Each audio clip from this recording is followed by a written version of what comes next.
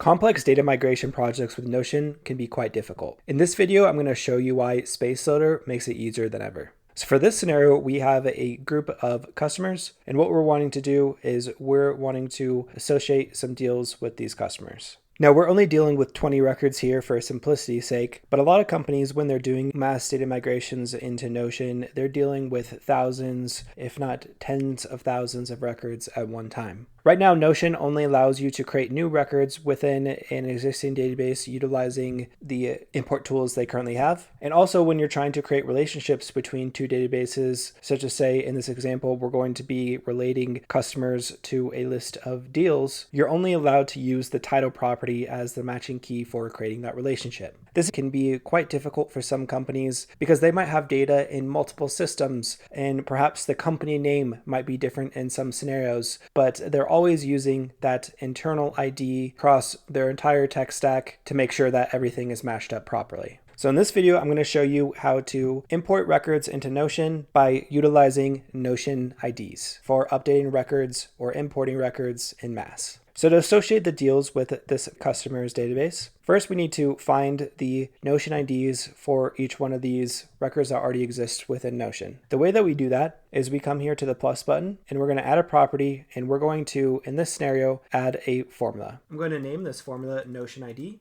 And then this one's very simple. We're going to select edit formula, and then we just need to type ID, and then we can select the function ID. This is going to, once we save, show the unique identifier for each one of these records within this database. We're then going to use the combination of the internal ID and the Notion ID to make sure that we're properly matching up the deals with Notion and our external data. Next step is to export this database. So I'm going to select export. And then there's a few options here. You can do HTML, Markdown and CSV, PDF. We want CSV here. And then for include databases, we're going to do current view. And then we're not dealing with any files or images, so we're just going to select everything and then select export. Once you export your CSV, you're going to want to bring it into Google Sheets or Excel or whatever you prefer to work out of. And then we can see in this scenario, we have the fake customers with the internal ID and that Notion ID that we gathered. And then we have fake deals, which are the deals that are associated to these companies. And then we have that internal ID. And really the goal here is that we want to match up utilizing this internal ID to get that Notion ID so that when we are adding the deals into the deal database, we're properly matching it up with the company that's associated. So first off, we're going to rename this column, and it's going to be the related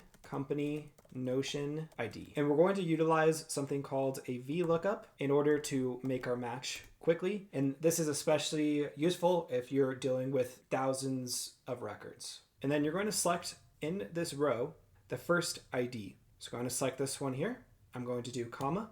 And then we're going to go over to the customers database. And we're going to grab the two columns that are related, internal ID and Notion ID. Next, we're going to do a comma. And then we're going to select 2, because we're first searching here on the very left, the internal ID, and then it's matching. And then based off that match, it's then going ahead and finding the related Notion ID. Then I'm going to select comma, and then I'm going to put in false. And we're going to close it off and hit enter. So we can see here, we have Axpon Systems expansion deal. Let's come over and make sure it's a match. So Axpon to 11, and then let's see, it ends in 78847.